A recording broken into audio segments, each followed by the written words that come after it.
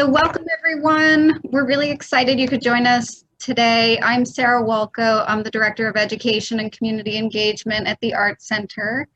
And it looks like most people at this point, we're all pretty much pros at Zoom from everything, all the meetings we've had to attend in the last few months. But I do want to go over a couple things to just it looks like most of you guys have your mics muted, but we'd love it if everyone could mute your mics.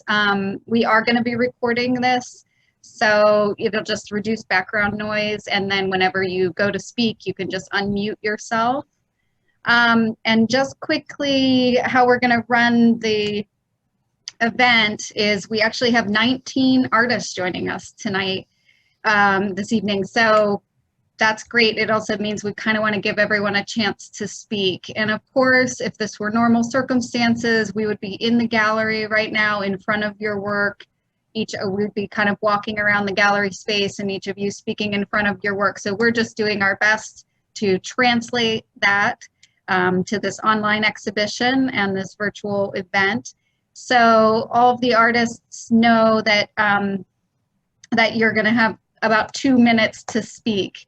And I have a timer, so just so we make sure we get to everyone, and we are going to actually hold off on questions till the end. So Mary's going to start with an introduction about the exhibition and her own curating of it, and say something about the artists, each of the artists' work. And then we're going to turn it over to you guys. And as Kim already explained, the artist is it's just gonna go in alphabetical order. So also, if you have any questions, if everybody knows where the chat box is down at the center bottom of Zoom, you can go ahead and open the chat box. So if you think of a question while an artist is talking, go ahead and type it in there, and then I'll make sure we get to it at the end during Q&A. If you don't want to do that, you just want to keep it in your mind, then at the end during Q&A, then I'll ask for questions and you can unmute yourself and just ask directly. Also, we definitely know that there's no way that you can sum up your art practice and everything you have to say about your work in such a short period of time. And so we really appreciate just hearing from everyone. And there's a chance it might run over, but we just figure if Q&A session runs over an hour, then that's okay. It just means we're interested in talking, but you're free to head out whenever you need to. Okay, I think that's all as far as structure. Mary, would you like to begin with your intro? Sure, thanks, Sarah. It's been great to work with the New Jersey Photography Forum, an organization that was started by Nancy Ori and the late Michael Cream. Since they have been holding their meetings at the Art Center for 25 years, we thought it would be really nice to have their work on display on our gallery walls, finally. But the COVID-19 pandemic had other ideas. This turned out to be somewhat serendipitous, though, as it gave us the opportunity to organize our very first virtual exhibition. I'm grateful to Nancy Ori, Heidi Sussman, and Russ Willis for their immense help in organizing this show. And I also want to thank my colleagues Sarah Walco and Kimberly Fisher, who collaborated with me as co-curators in selecting works for the show. Museums organize exhibitions not only to showcase interesting artwork, but also to create a new context that shows them in a new light. Curators look for affinities and oppositions among works. When we arrange them in the gallery, we think about the relationships that will result from thoughtful placement. We are trying to spark visual conversations among the works. Well, since we couldn't use the actual gallery space, we had to find ways to accomplish this virtually. And you can see how we did it on the exhibition page on our website. I hope you've all had a chance to read that. But I also decided to use the digital catalog as a place where I could pair the works, prompting a dialogue between two works at a time. I loosely organized them into thematic groups so that each pair led to another, with a cohesive thread tying them all together. I'm going to go through the catalog now and share a few thoughts, and then we'll have a chance to hear directly from all of the artists.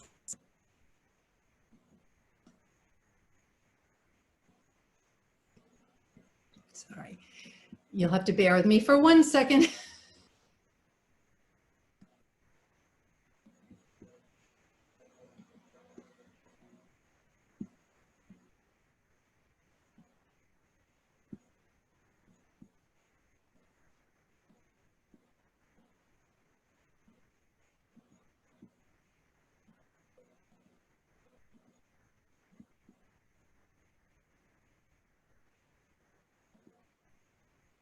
Sorry, I had this all set up before and now it's not cooperating.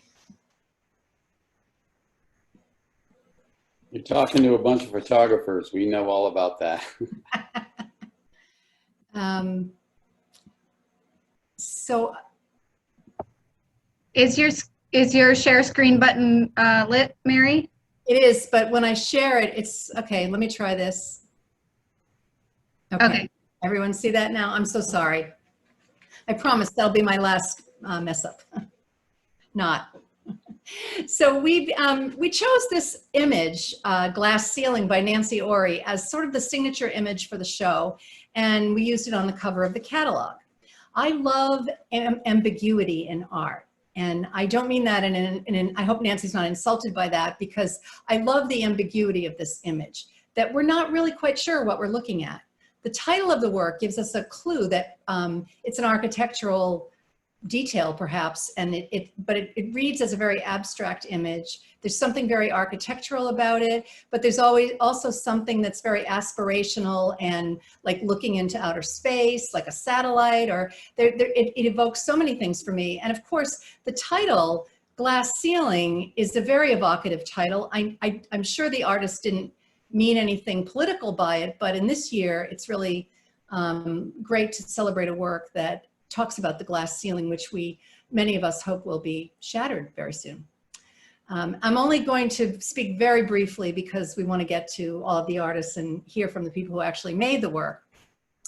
And hopefully you can access the digital catalog on our website, and hopefully you'll have a chance to read the little bit of an essay that I wrote. But in going through the spreads, I just want to make a few remarks. I mentioned that I like to find affinities in works, and I love these two works by Ron Brown and Paul Margulio that are different but share some similarities in that they're both close-up views of building facades. And the buildings are actually not just any buildings, but they're buildings that are made by very idiosyncratic and iconic maverick architects. On the left, the Sagrada Familia in Barcelona by Antoni Gaudí, and on the right, a building, the Novartis building in Basel, Switzerland by Frank Gehry. And I love that even though these architects are so different, and presumably these photographers are so different, they're focusing in on this idea of curves and how the architects and the buildings convey this idea in different ways, through steel and glass on the right and through masonry on the left. So, and they're also showing you just a portion of the building and asking that to kind of stand in for the whole. And I thought it was really a great way to start the exhibition. And incidentally, architectural images were certainly the most popular in this group of images. So here we have another pairing that are really quite different from one another, because Paul Donahoe's photograph on the left is the digital photograph of the courtyard at Georgia O'Keeffe's home in Abiquiu, New Mexico. And on the right, a digital collage by Kathleen Kirschner. And I believe, and she may tell you more about it later, but I believe that that's a layering of images that were taken in Scotland. So these are both images of buildings in other places, you know, that people saw when they traveled, and yet and they have a lot of things in common. I loved the idea that the artists are really featuring the textural quality of the walls and creating this kind of abstract. The shapes really echo one another, this abstract composition where we read it as a building in a landscape, but we also can read it as a series of abstractions.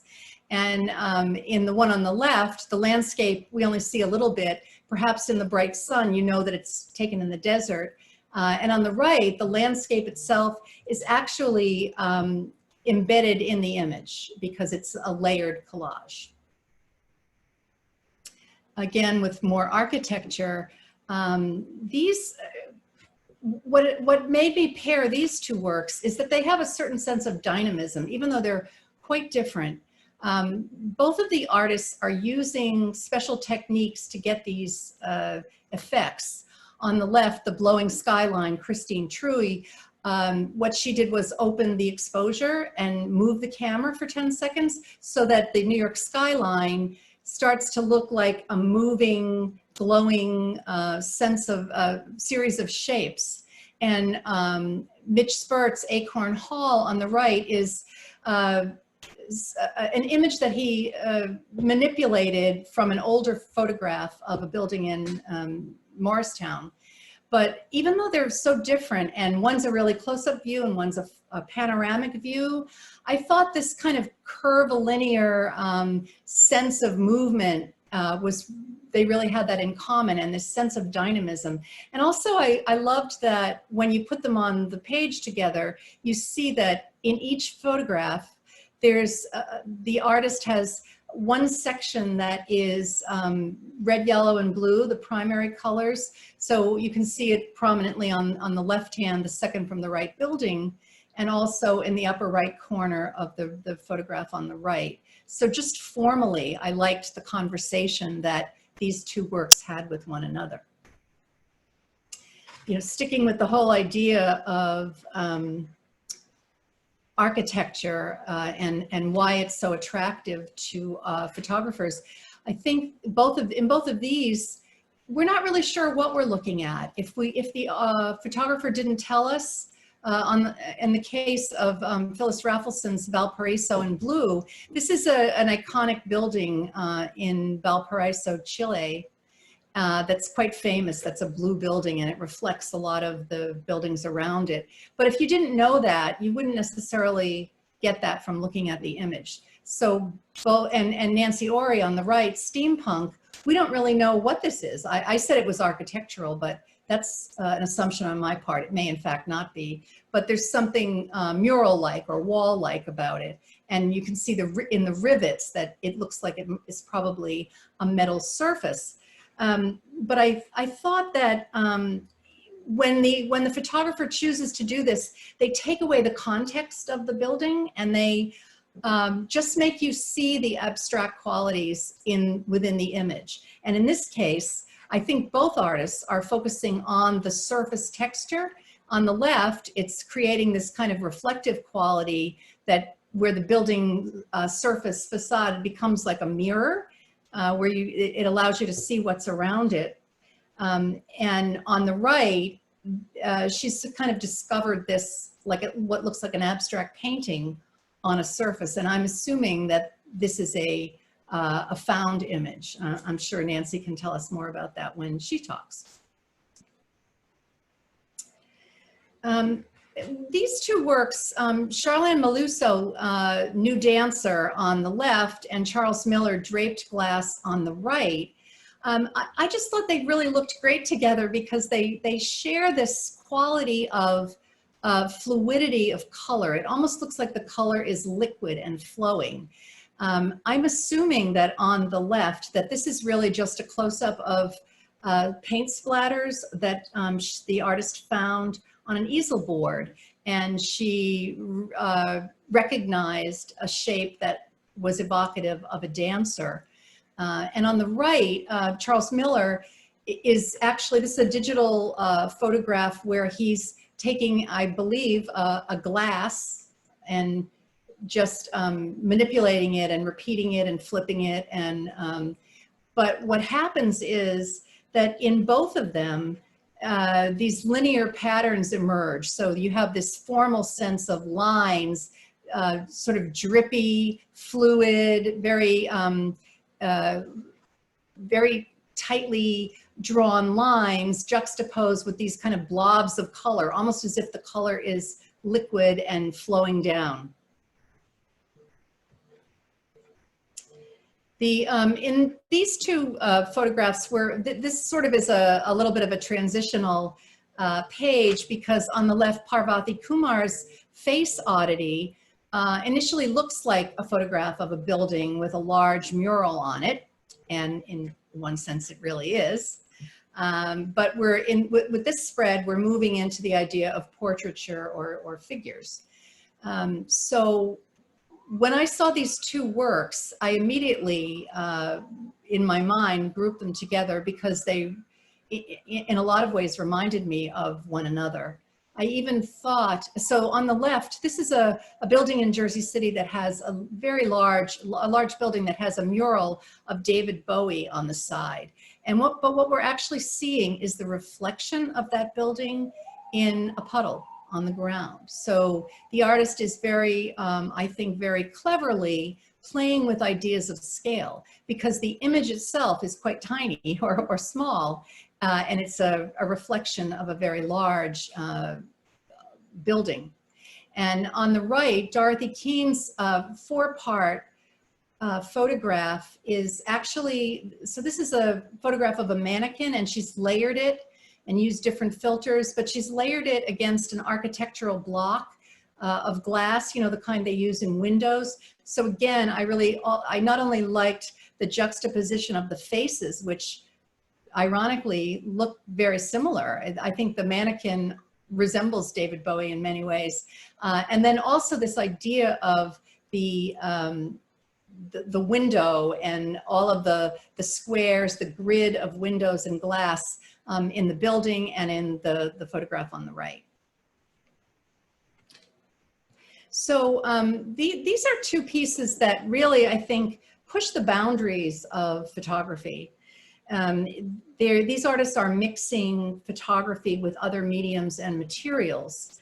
So Heidi Sussman is, in Fashion Forward, is basically, she has started with a magazine photo appropriated from a fashion magazine, and through a series of different methods and techniques, she's created this piece that really looks so vintage to me, and it almost looks like we can't tell if this figure is fading away or emerging from the background. And I think it has a real vintage look to it.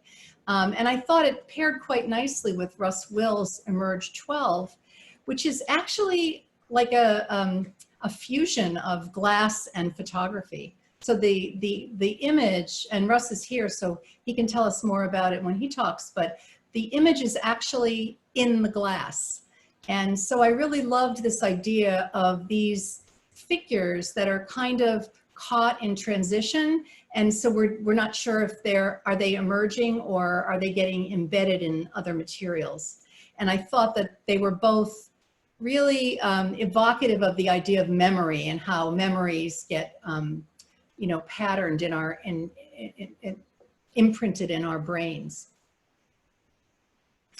So the moving from portraits to figures, I thought these two photographs really paired quite nicely because they're individual, singular figures of women, very athletic women in two completely different contexts. So Marv Kaminsky's photograph on the left of a ballerina caught as she's pirouetting, it creates not only a sense of movement, but also I think the effect is one of where she almost has wings. And I think for a ballerina, that's particularly evocative. We think of things like Swan Lake, where we're asked to imagine that the ballerinas have wings and are swans.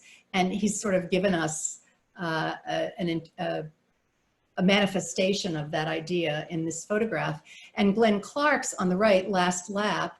And I believe I read that that Glenn was photographing a track meet for a newspaper, and but that he was playing with the idea of trying to catch a figure in motion and really focusing on the baton that the runner is carrying, because she's part of the last lap of a relay race. But I really loved this idea of figures in motion, and they make an interesting juxtaposition because they have different, one is formatted as a vertical and the other as a horizontal. One's in black and white and one's in color. And I think that those, when you juxtapose things like that, it starts to create interesting questions in the mind of the viewer as to why photographers make the choices that they make.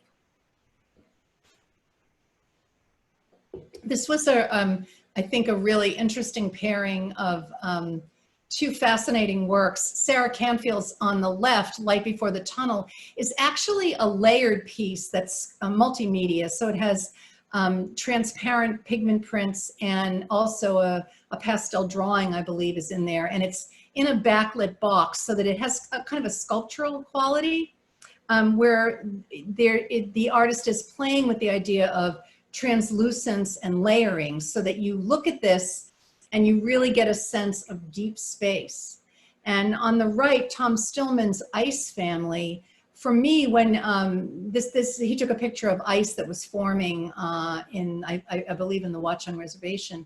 But when you look into ice, a lot of times you get that same feeling that you get when you looked at Sarah Canfield's work. This idea of translucency, and some of the light penetrates and you can kind of see into the deep space of the light. And I thought, when I saw these two together, I thought it's almost as if they were meant to be together. I don't know. I thought it was really fun to put them together. So moving on to landscape, on the left, Ruth Brown's Mesa Arch, Canyonlands National Park, juxtaposed with Jamin Chen's Tree Up Close. And there's a number that goes along with it, but I'm not going to read that now. But I thought this was really interesting because these photographs sort of reminded me of one another in a strange way. And I think it has to do with the formal shapes and lines, that if you take away the subject matter and you just look at them as compositions, you really start to see the lines and the shapes, both in the tree bark on the right and in the rock, the striated rock formation on the left. And even the shape of the arch that we're looking through kind of echoes some of these very graceful, curvilinear, textured forms that are on the tree bark. And I think it's also an interesting juxtaposition of something that's a really microscopic up close view and one that's much more panoramic, but they're both giving us nature, and they're giving us nature in really in glorious ways in both images. Again with landscape, and interestingly enough, these two are both black and white, which I found interesting. So they seem to make a natural pairing. So John Markanich's Rock Wall and Tree on the left, and Ralph Green's In the Surf. When I put these two together, I realized how carefully composed they were. And I thought they were really interesting in the way the composition is kind of stacked up in the picture. So that on the left you have rocks in the foreground, and then a tree in the middle ground, and then the foliage in the background. But when you can sort of read it as an image that goes from top to bottom, as an image that's stacked, rock, tree, foliage. And the same is true on the right. You see the sand on the beach and the rock that's breaking the waves in the foreground. And then in the middle ground, you see the sea and this string of low-lying clouds.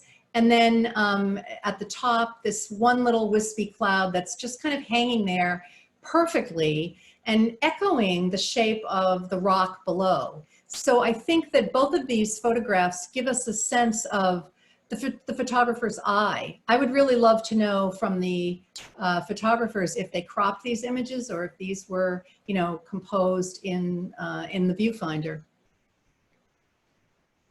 So we did have two works that would fall in the category I loosely would call still life. Teresa Hood's Nature Morte on the left. And interesting that she chose to use the French term for still life, which literally means dead nature, because there's something that's very decayed almost looking, or decaying, not decayed. This is nature at the end of its cycle, and it's very evocative of 17th century Dutch genre painting. And I think that both of these artists are using different techniques to get a very painterly effect in the work. So, and I believe Teresa is here and can tell you how she uses a flashlight to illuminate this and a lot of different filters that she's applying and techniques in Photoshop. And Kathy Nadim is Off My Rockers is actually a gum bichromate photograph, which is a 19th century traditional technique. So I think that, and I think a lot of contemporary photographers are using vintage techniques and really mining them to get certain effects. But I thought that these images, even though they're very different, they're both of inanimate objects, and they have kind of a nostalgia to them. You know, dried flowers and kind of old-timey objects and books. And then rocking chairs on a front porch that really could be from any time, you know, within the last 100 years. So I thought that they really made an interesting pairing, and also thinking about the kinds of techniques that the artists were using. And finally, Leonard Mcdonald's Scrolls of Harmony on the left, which is a digital photograph. Obviously, he is controlling the exposure of getting these plumes of smoke, and I'm assuming is moving the camera to capture that pattern. And on the right, Ken Curtis, Psychic Readings. I thought that even though these photographs don't have that much in common, what they do share is this idea that light is central to the message of each of the photographs. And the lines in these works are really very luminous.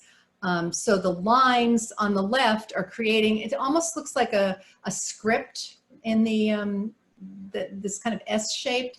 And then of course the neon light in the picture on the right is actually telling us that this is a fortune teller's, a psychic's office. And I think he's used light very effectively to illuminate some of the other things that are going on, the man standing in the doorway, and looking inside on the left, there's a little barber shop.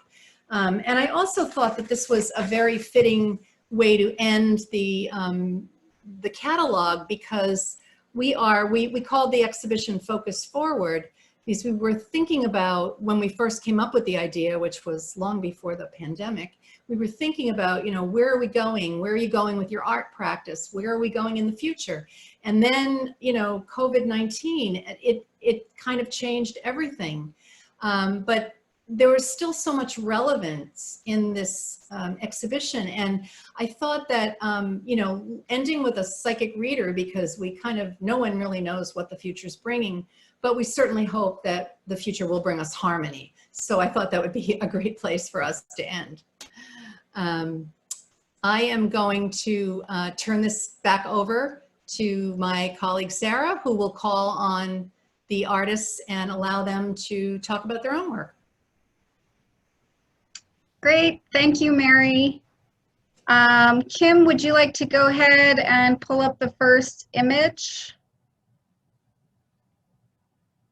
And the first image is by Charlene Maluso. So Charlene, you can unmute yourself and tell us a little bit about your work. Oh wait, sorry. Is that not the first image, Kim? No, I hope what everyone sees is Nancy Ori's work. Yeah. Okay. Is So I don't else know. seeing that at least? Okay. Okay, so we're starting with Nancy. Yeah, we're starting with Nancy, and then we'll go in alphabetical order after that by last name. Okay, sorry. Okay, so Nancy, if you could start by telling us a little bit about your work. Sure. This is the cover, which is why they're starting with me, I'm assuming. I think Mary described it quite well.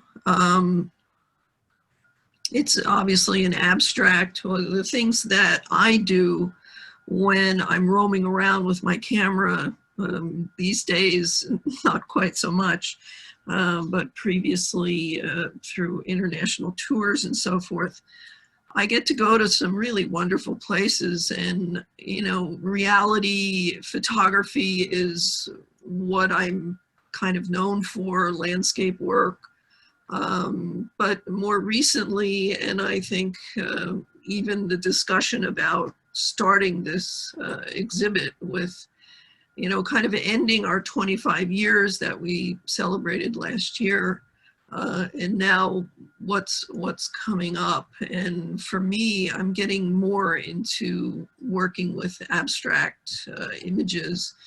And I have this love of the elements and principles of design, and I do lectures on it and so forth. And I'm always looking for line and shapes and colors and textures. And so I'm kind of going from the big landscape that I was really known for years into another world, really. It's still reality. This is a ceiling that I found. It's in San Francisco. I have altered it with image manipulating, which is a wonderful thing for us now to become painters if we really want to. And I do that quite a bit to complete the image the way I felt about it, I guess we could say, when I was creating the image. So now I can complete the process by using my computer manipulation to change colors or add more lines, or, you know, literally do pretty much whatever we want now. It's terrific. But this is a real situation, and that's, I use my zoom lenses oftentimes to zoom in really tightly onto something that's very small, or in this case, something that was really quite big. And I'm pulling it out of reality by the way I'm composing it, but everything is reality-based, which maybe is a little outside the definition of what we would say is an abstract, but everything that I do is reality-based. Thank you, Nancy. Is it okay if we end it there and move on? Yeah, sure. Okay, thank you. Sounds good. And, oh, we skipped the other one. Did you want to go back? Oh, Kim? well, if Nancy wanted to say anything about the other work. Oh, Just briefly, but otherwise, then we can move on to Sarah Canfield. Yeah, it's pretty much the same story. It's reality-based. It's a wall that I've enhanced and painted on, basically, with post-processing techniques to create an abstract situation. Great. Thank you, Nancy. great. Thank you. All right. So next we have Sarah Canfield. Hey everybody. So this piece, and you can see it in video form as well, it's three-dimensional. It's composed of multiple layers that are transparent and that merge together optically. This idea came from a long series of experimentations, I would say, both with painting, mixed media, photography, and different ways to put all those things together. I actually initially started working with this transparent film to work with mixed media pieces, and instead of actually appreciating the mixed media process that I was trying, I actually liked the film itself and the way the images just looked on clear film. So I started to play around with that and discovered that if I layered images with space in between, that it created this like holographic kind of effect. And that was really exciting to me. So I've been working with that concept for quite a while now, and looking at different ways that I can put the images together to create this feeling of deep space, which I think Mary had mentioned. So lots of challenges along the way to learn and to be able to actually construct these and put them together. There's lighting that I've designed and created to go into them. So there's all kinds of things that have been challenges, but very satisfying to see the end result that came out of all of this. So it's a testament to persevering through a lot of hurdles, I would say. Great, thank you. Sure. Next, we have Jamin Chen. Okay, I got it. All right. Many years ago, I wrote down something I was going to talk. So let me read this. Many years ago, I attended School of Visual Arts, and my very first photography teacher told us that when he takes pictures, he hears music. So I have always been trying to have music in my photographs. And there are many ways to do this. You can hear the music in your pictures, or in this one, I'm trying to show the mechanics of music. Here you see repetitions of waves, curves, and shapes with some subtle, some significant variations. And in music, repetitions and variations are their main staples.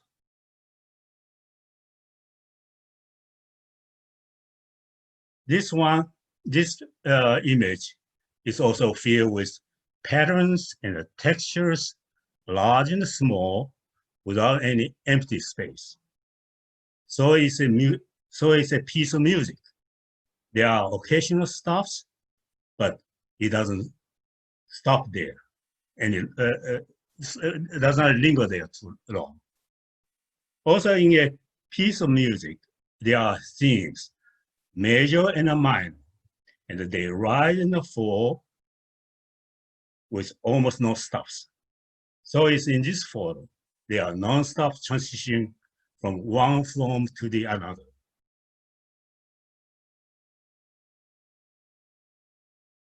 When I handed in my very first assignment in that class, the teacher said he could tell that I was an engineer because my image was so square that everything was lined up so nicely, both vertically and horizontally. He told me to loosen up and go with the emotions and don't mind any formalities. And he was a street photographer. So here in this image, you cannot see, you hardly can find a single straight line running up or down or sideways. So that teacher never mentioned any rules of composition. Instead, he always said, take a picture. There is something in the middle that evokes your emotion. And don't forget, there are also something on the fourth side that also evokes some of the emotional responses. So in the music, you follow the ever-changing rhythm along the time.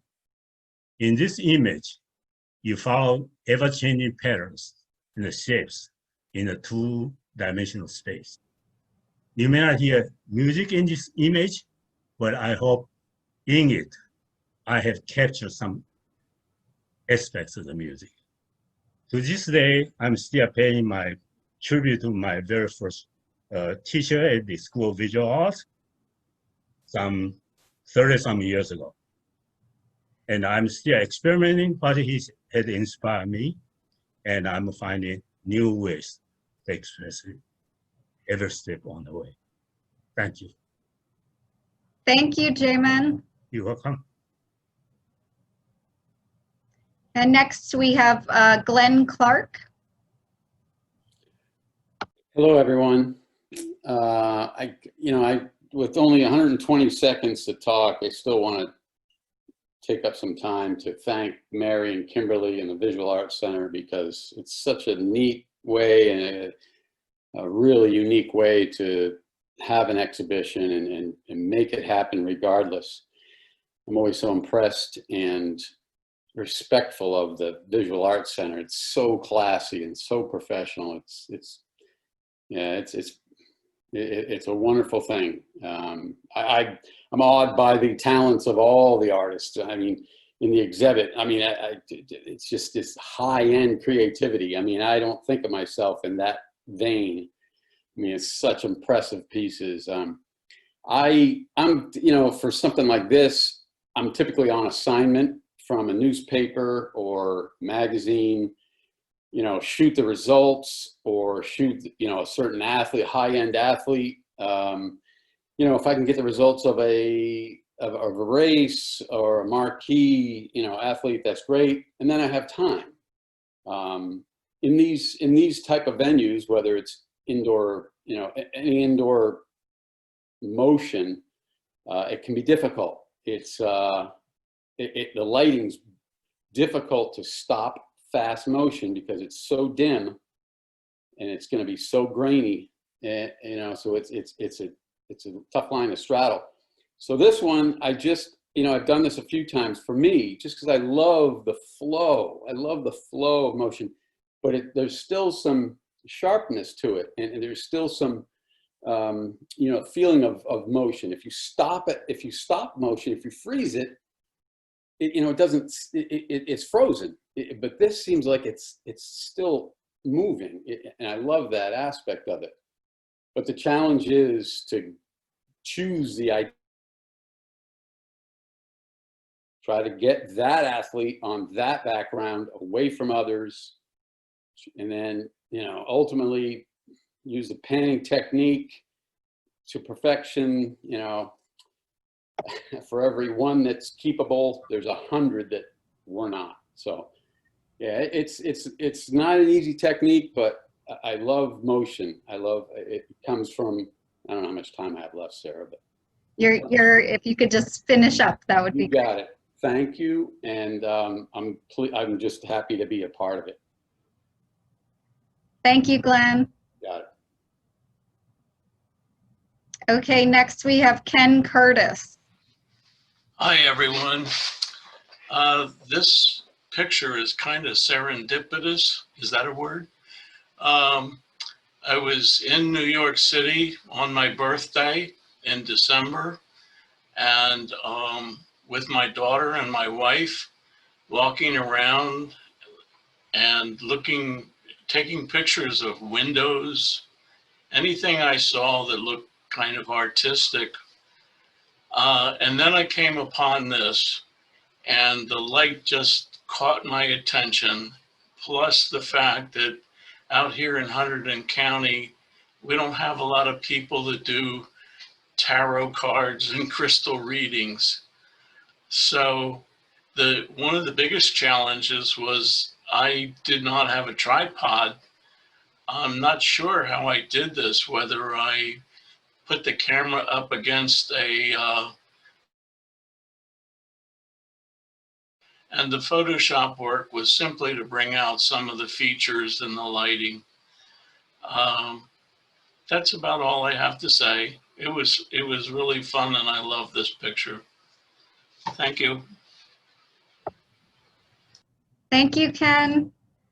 I also forgot to point out that Parvati emailed us today and informed us that today is actually World Photography Day, which we didn't know nor plan this event on, but it was good to know. Okay, next we have Paul Donahoe. Hi, guys. So as mentioned, this is Georgia O'Keeffe's, the courtyard of Georgia O'Keeffe's house in Abiquiu. I had an opportunity last year to go to Albuquerque for the National Senior Games that I played in, and knew that if I was going to New Mexico, I had to go to the Georgia O'Keeffe Museum and the Georgia O'Keeffe homestead. She was one of the folks who have inspired me in my photography work. Her images of large flowers just stuck in my mind, or I should say large images of flowers stuck in my mind. And those of you that know my series of orchid portraits know that some of those are evocative of some of her work. But photography was not permitted at George's house for many, many years. And it has just become okay to photograph the exterior of the house and to photograph in the courtyard because it's considered an outside space. And when I went there, since I think in terms of series and collections, I thought that I would like to take lots of photographs of textured adobe buildings. And when I saw this particular aspect in the courtyard, I was sort of just taken by the forms. I think it was Ansel Adams who said, color photography is all about color and black and white photography is all about everything else. So when I see forms and composition and lines and textures and contrast, I immediately think about black and white. This picture was actually taken with an infrared camera, and that's why the sky is so dark.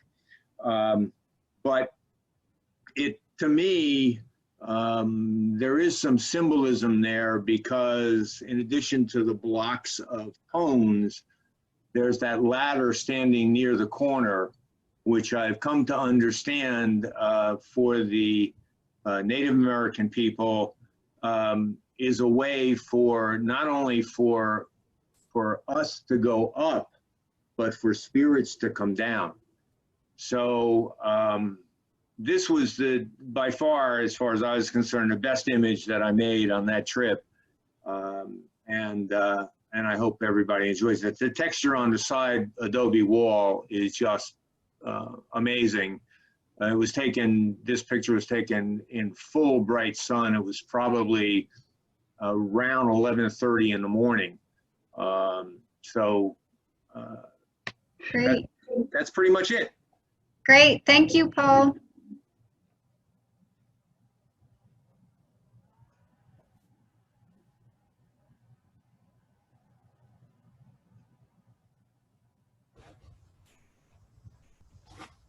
Got the next one? Oh, okay. So this is Ralph Green. Hi, everybody. Typically, I do a lot of landscape, nature, and travel photography. And often when you're going out, you're trying to find a composition, find the way that elements just work together. And then other times you just walk into a scene and immediately just see the composition, So that was the case for this shot, although this was not the shot that I first saw. That I was in Hawaii, and this is on Sunset Beach on the island of Oahu, and was walking out onto the beach, and I saw a man sitting on like a crest on the beach, looking at the ocean by himself with this single cloud above him in the bank, and said, "This is a great shot." And within 2 seconds, he just stood up and walked away, and that was the end of my perfect shot. But then I started looking to see what else was around that would play against the singular cloud up in the sky, and saw this rock sitting in on the water's edge where the surf was breaking. It was, this is pretty much the way I saw it in my mind and in the camera. It is not cropped. This is the way I envisioned it. And like Paul just said about the color or the black and white, that this is again that the strong shapes played out much better as a black and white than a color. I was able to take the intense blue sky and in the conversion bring it to almost a pure black to really create contrast between the clouds and the sky. And that is pretty much it. Great. Thank you, Ralph. Next, we have Teresa Hood. I'm not sure if Teresa is with us unless she's under a different name. Oh. It doesn't seem like any takers. Maybe she'll show up later. We can go back. We'll go to the next one. We have Marv Kaminsky. Hi everyone. I hope everybody can hear me. Yes, we can hear you. Okay, good. I'm using a set of AirPods that I haven't used before, so this is a trial run for me with them. Anyway, this image was taken at a dance photography workshop, which I had signed up for because it was something that I had never done before, and thought it would be interesting to try and see what I could do with it as a new experience. I shot a lot of images, both static and trying to show movement, experimenting mostly with images trying to show movement. And this particular dancer was turning, holding a some kind of cape or a large scarf of some kind. And what I was hoping to do was capture the movement of the cape or scarf, but yet try and keep the dancer in focus and sharpness. So I experimented. She was doing this for several minutes, and I experimented trying to shoot it at different shutter speeds, hoping I would capture the effect that I was trying to get, or that I had envisioned. And I just so happened to catch this particular image, which I felt was pretty much what I wanted in terms of a movement. So I was quite happy with it. I converted it to black and white because the background was very dark, and I thought because the dancer was wearing light colors and the skin tones, she would stand out, and the scarves would stand out more from the background. So I did the conversion to black and white. As I said, this is something I had never done before, and was more of a learning experience for me. Thank you. Great, thank you, Marv. Okay, next we have Kathleen Kirschner.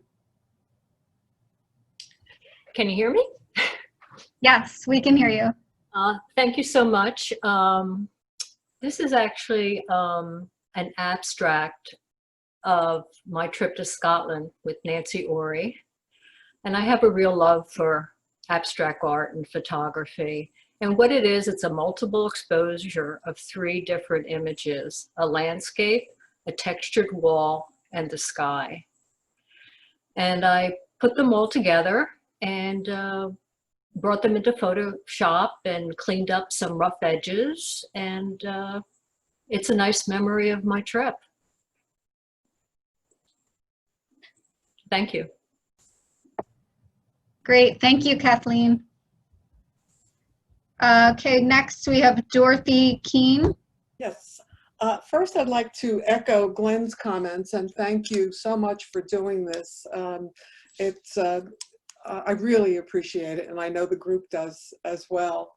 I found it interesting, Mary's comments and pairing this piece with Parvati's work with the reflection of the Bowie building in Jersey City. Because one of the themes that I had here was to show reflections. When I first spotted this mannequin, she was inside a store, and as I looked through the window, there were all kinds of reflections. And I really didn't think much about it at the time. I did photograph her in the store. And when I brought it home and started working on it, I thought back to those reflections and started thinking about the photographs that I took of architectural glass. And those are the square blocks of glass that were used, since I believe the 30s, maybe even earlier. And I see it used today in buildings. So I actually blended the image in a different square, and you could see each square has different reflections in it. And then I carried it further by giving it the Warhol look, which has been done so much. And I thought maybe this was a little bit of a different take on it, to have the color. And finally, I printed it to metallic paper.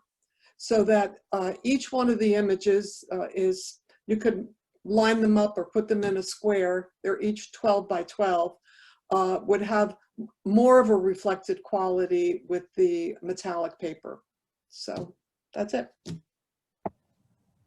Thank you, Dorothy.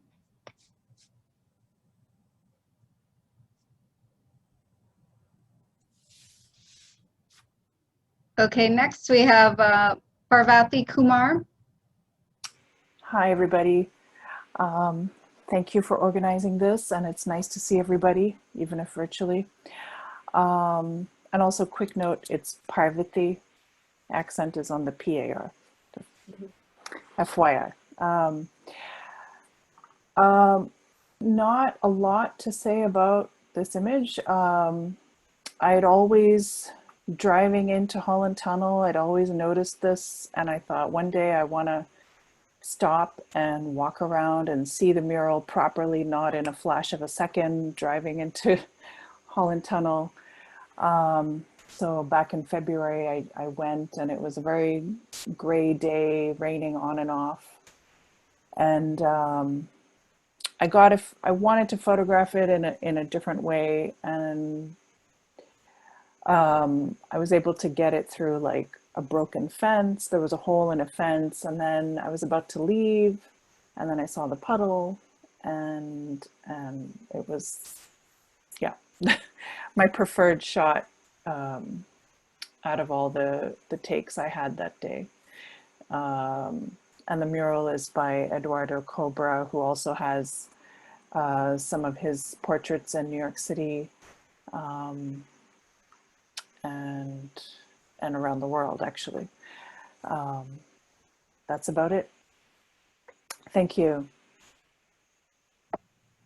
Thank you. And next we have John Markinich. Yes, that's close enough. This tree, been there for many years, obviously. It's at the Skylines Manor in Ringwood. But first, I'd like to thank Mary and Sarah for putting this all together, because I being a digital nincompoop, I know how hard it is to get these programs rolling. Back to the image, it was, of course, shot in color, because that's what digital cameras do. But the color of this area was only essentially the grays of the rock and the tree, and then a couple of the dull grays. And what might look like an early morning scene of fog, it was actually a late afternoon after a rain. And if I had stayed there and waited a bit, I could have got some of those God rays coming through, but I didn't. But I got this. And I could always go back. I suppose it's only 10 minutes from my house. The conversion to black and white, I honestly forget if it was just done directly in Photoshop, or if I used the Silver Effects Pro and picked a preset. Of course, you have to clean up, you know, some of the irate cigarette butts and the styrofoam cups in the background or whatever. But other than that, I like to confront the image. I like to smack that right in the forehead. Although I have taken more subtle photographs, of course, but when I see something that is screaming to be photographed, I'm going to say, okay, you step up, you stand still, and I'm going to take your picture, whether you like it or not. And this particular tree granted me that it's easily accessible. If you pull in a parking lot and walk out, if you're going to the manor, you're looking right at it. Come fall, I imagine the background would be a blaze of orange, and I may have to try that again at some future date. And that is it. Great, thank you. You're welcome. Okay, next we have Paul Margulio. Close enough. This is the HR building on Novartis in Basel. It's sort of an interesting building, and I wanted to take a picture because I've taken a picture of a couple other Geary buildings, and they offer a challenge. In this particular building, it's glass, it's reflecting light, it's letting you see inside the building, it's showing you the building across the street. It's a real interesting piece of work to work on. That's about it. It's street photography. That's what it really is. The challenges were that the glass. Geary presents real challenges in throwing light around buildings. He likes curves, he likes transparency, and you deal with it. The other challenge here was interesting was I was first talking to my son about getting on campus to take the picture. He said, "You got to hide your camera, Dad. You can't show it to him." And the day we went, the artist was having what they called a science day. They opened, anybody in Basel or its surroundings can come on campus. They'll feed you, they'll entertain you. And that was the interesting thing, because if you drop down about, if you were to bring the top to this curve that goes up away from the building, there are about 30 people standing on the bottom of that building. So it was sort of an interesting thing to do. It's black and white because I do black and white. And you talk about technology, this would have not have been possible, or would have been very difficult to do if I didn't have a digital camera, because of the way I would have had to warp negatives to get things to straighten out as much as they are. It's a 28mm lens, and it's interesting, but that's basically what it is. Just Paul Margulio street photography. Take care. Thank you. And yeah, I'm doing my best with everyone's names, but feel free to correct me. So next we have Leonard Mcdonald. Hi, everyone. This is a great presentation. You guys did an excellent job putting it together. Thank you. So a common theme of my photography is nature up close. And in this particular image, what I was trying to do was to explore the patterns and the colors in smoke. In essence, trying to combine a little bit of art with science. One of the things that I realized is that you really cannot control the composition. So as the smoke evolves, you are actually just capturing whatever random composition there is. So in essence, it is a journey of discovery. In looking at the final image, I become surprised sometimes at what comes out. The unique thing about this particular approach that I take is I do multiple exposure using light to do multiple exposure in camera. And I found some really surprising, intricate, and abstract patterns when I do that. The combining of art and science has to do with looking into why the smoke has different colors. The particles reflect light in a sort of a wavelength dependent manner that sort of takes me back to my roots in science. So it was kind of exciting for me to be able to look deeply into what's making the different subtle colors, the violet, the indigos, and that has a lot to do with the type of scattering that's going on, the Rayleigh scattering, which can be a little bit boring for those that are not interested in the science. But anyway, so that actually really intrigued me, and so this image represents just a combination of the art that I've been looking into and the science associated with my background, and it's reminiscent of some of the musical notes that I've heard. You know, looking at the curves, I have this overall feeling of music. Anyway, that's all I have to say about it. So, thanks. Thank you, Leonard. Okay, next we have Charlene Maluso. Hi, everybody. I'm here. Thank you very much for hosting this. It's a wonderful opportunity for us to get together and see each other's work and allow the public to see it during these very stressful times. So thank you for hosting. My image here is it's an abstract image, part of a series that I call Easel Abstracts. The subtitle is From Nothing Comes Something. I'm the type of photographer that likes to go around and find things rather than have them just pop in front of me like a landscape or a flower, which I also take photographs of. I kind of get more enjoyment out of finding something hidden or something unusual, a pattern or a rusty object that I could turn into a feasible work of art. This particular series, they're unintentional, non-deliberate ink blobs and spills and crayon markings and watercolor washes that are done on a piece of paper that has been affixed to a masonite board or a wooden board and placed on an easel. So if you have a group of people working on the same board over a period of time, when their image is taped up, their paper or their canvas is taped up to the board, you will see the edges from the washes and from the, the crayon marks and the pastels leaking over leaves a very interesting pattern of color and shape and form, and actually in most cases, design.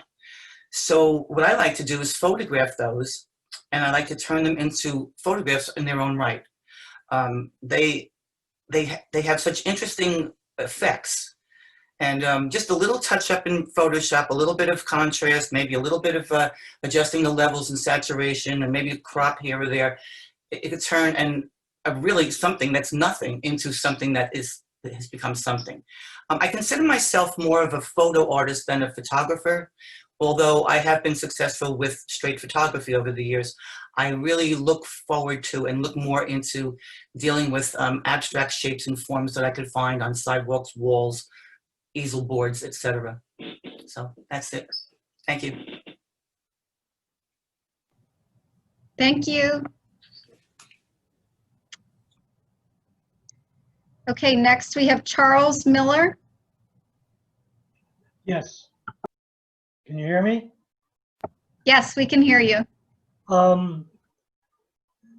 This is I call this digital art more than a digital photograph. It is photographically based, but totally worked in digital medium. My background, my training and background as an artist is in theater and theater design. And I think that that's reflected in the work that I turn around and do as a photographer, whether it's a straight photograph or a digital image. I love playing with images. I love taking a single element of a picture and then seeing where that element will take me to explore. This particular piece started out as an image, a small section of a very large sculpture that is made of glass and wire. I took that image and I wanted a broad image, and the particular image I was starting from was more of a vertical image. So my first challenge was to figure out how I wanted to play with it, to put it together to create the broader image. I also like to deal with color, and I don't want the image to be just a picture of whatever, in this case, the art that I had taken. I want it to be its own image, its own self. So I did a lot of cut and paste, reflections. If you look through this, you start to find the reflected images within the total piece as it's divided up. And I then did a color inversion on it, which took it down in terms of one type of background. I highlighted accented the colors, and then I put on a polarization filter. So you can see there's been a lot done to this. I do not necessarily see the image when I start. The image walks me through it, and it tells me when I'm done. In this particular case, I also think the title reflects what you think of it. And if I had done a different title, if I had called this Christmas Lights, you would look at it very differently if I had called it Carousel, you would look and have a very different feel about the image. So I think there's a lot of different elements, a lot of different things that go into what creates this image. The final image was also printed on watercolor paper so that it comes off more painterly than as a photograph. Thank you. Thank you, Charles. Okay, next we have Phyllis Raffelson. Hello, everybody. In this image, as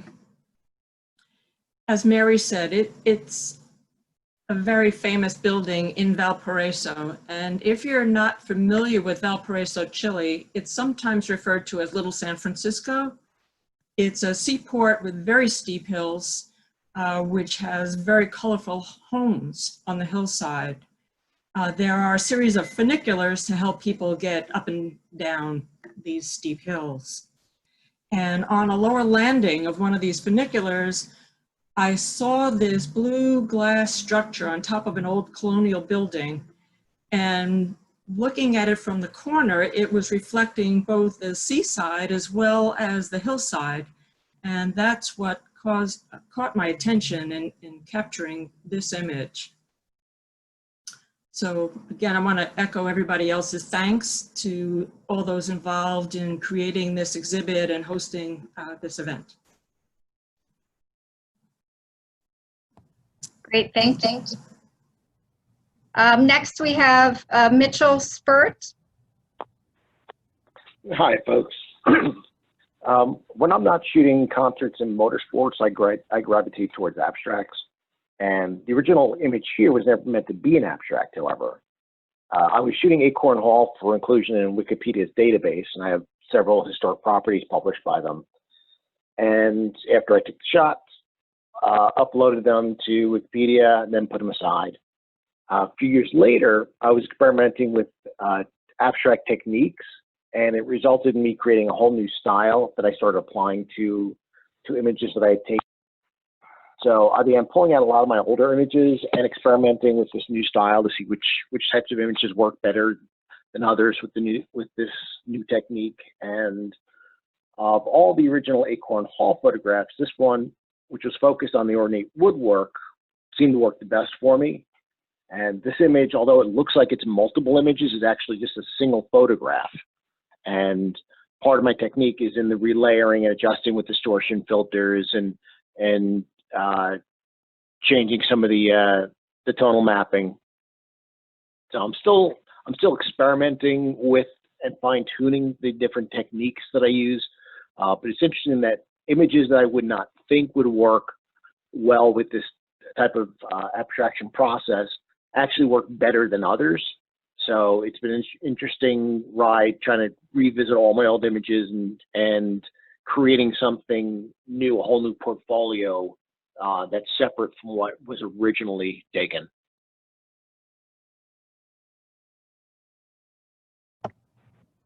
Great, thank you. Next we have Heidi Sussman. Hi, everybody. It's great to be here with all of you, especially on World Photography Day.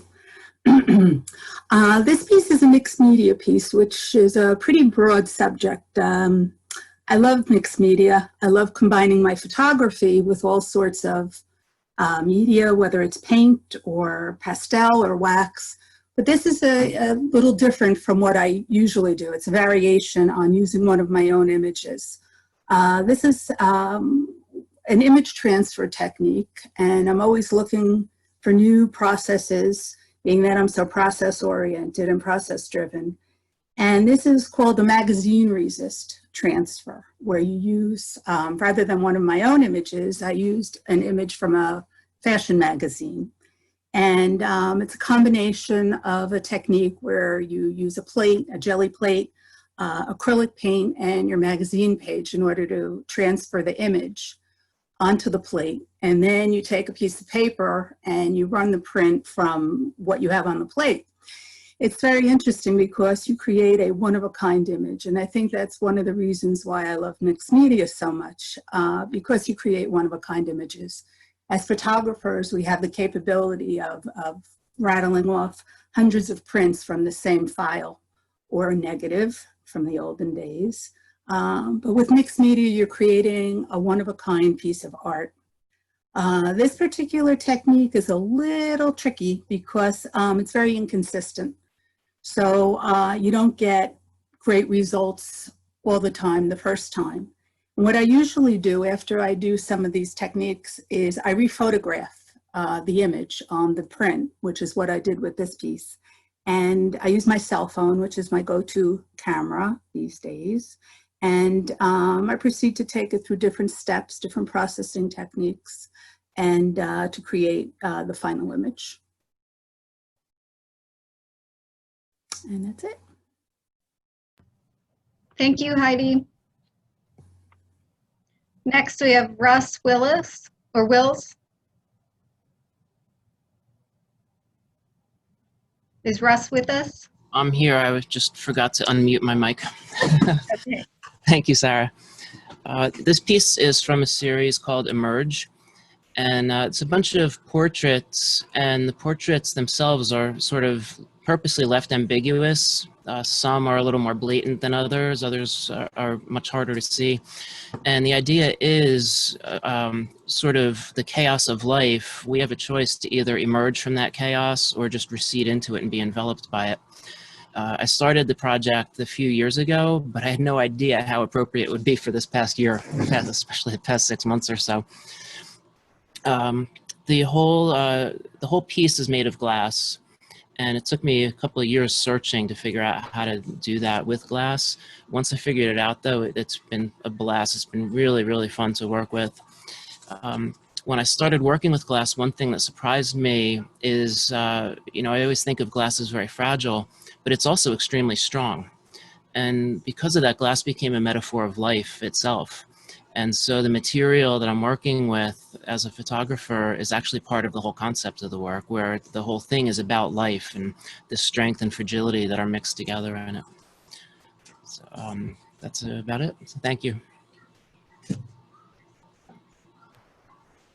Thank you, Russ. Okay, that was our last one, so I think we can open it up to a few questions. Everybody has a little more time. Yeah, I see you guys have been active in the chat box, so that's great. Yeah, we're past 6, but it doesn't matter if you guys want, if anyone has any questions for each other. I know that I feel like this is why I always go to artist talks, because it's so nice to hear more about your process and even these stories that go with the photos. It's really enriches the image a lot more for me. Did anyone, Mary, did you have any questions for anyone, or did anyone have any others? I had a couple of comments maybe. One thing I didn't mention when I was talking about Paul Donahoe's photograph of George's courtyard was, you know, he was talking about focusing on the ladder. And I have to say that, so my favorite photographer of all time is Lee Friedlander, who I feel is such a master of shadow. And what I love so much about that Paul's photograph is that you only see the side of the ladder, and maybe you'd miss it except for the shadow that's crawling up the wall in this kind of like snake-like way, undulating up the wall. And I just, it's a little tiny detail of it, but for me, that was what made that photograph. And I just wanted to share with him how wonderful I thought that was. And I want to know if Ralph Green is really at Falling Water, my happy place. Of course, that's where I'm quarantining. Yeah. But I was just so impressed. We all were so impressed with the quality of the works, and it was so much fun to kind of suss out all these different relationships with them. But I've said enough, so let someone else talk. Anyone else? I know, I don't know if you can see, Mary, but people have been kind of throughout. We're putting questions and answering questions in the chat, so.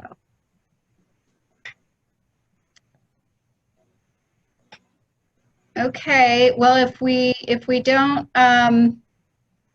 Oh yeah, someone else is saying thank you to Nancy, which I'd also like to say thank you to. You guys don't have any more questions, then thanks so much for joining. I want to quickly let you know that all of our public programs this fall are going to be virtual, so just keep an eye on our website and make sure you're on our email list. We will have more artist talks. We're going to do probably a program with artists on collaboration and the process of collaboration. We're going to do two performance sound-based artists. So we're trying to stay, just as active. It's just all going to be via Zoom. And we will also actually be reopening our galleries on October 3rd with the exhibitions, of course, inside our building. We're practicing extreme safety precautions. We'll have a limit on the number of people that'll be allowed in there. You'll have to wear a mask, and we've got all precautions in place, but you will be able to see the current exhibitions after October 3rd through, I think we're extending it till the end of December, correct, Mary? Into January. Into January. Okay, well, unless anyone has any last remarks, it was great seeing you all, even just virtually, and we really appreciate your work. Thank you. Thank you. Thank you. Take care, everybody. Bye. Thank you. Bye. Thank you, everybody. Thank you.